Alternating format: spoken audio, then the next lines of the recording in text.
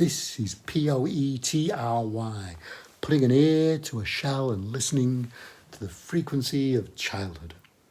I'm your host, Tom Conlon, and you're listening to Just One Poem. As much as I love and miss the people in my life who've died, perhaps the greatest sense of loss was when I opened my wardrobe door one day and pulled out my bucket of action men, the thick plastic dinghy and their helicopter, and laid them out on the floor only to stop and stare at them. Even the eagle-eyed soldier couldn't meet my gaze. He'd realised that I'd lost the ability to play. What had once been adventurers on a vast battlefield of the imagination were now just inarticulate lumps of plastic with ill-fitting clothes. I bundled them back into the wardrobe, where I would one day bury my head as I sobbed over the ending of Mice and Men. How self-conscious I'd become, so preoccupied with myself that I could never actually step through that wardrobe again. This is a poem by E. Cummings, and it's called Maggie and Millie and Molly and May.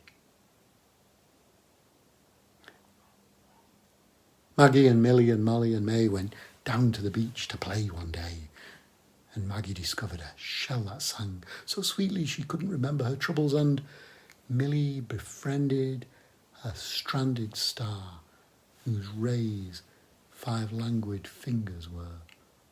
And Molly was chased by a horrible thing which raced sideways while blowing bubbles, and May came home with a smooth round stone, as small as a world and as large as a lone. For whatever we lose, like a you or a me, it's always ourselves we find in the sea. He's known more for his eclectic typographic use of punctuation and running words together, and I always think of Cummings as a poet for adults who lived in childhood. His themes of loss and love are easily understood by almost anyone. But like the ocean, they hold treasures the deeper you go. Not really a children's poet, I suppose, but I read that one to children each time they ask me what my favourite poem is. There's a wistful musicality and locality to his work which reminds me of looking at the moon, a place I can dream of but never visit anymore. Leave your window open tonight and be ready to travel. My name is Tom Conlon, and this has been Just One Poem.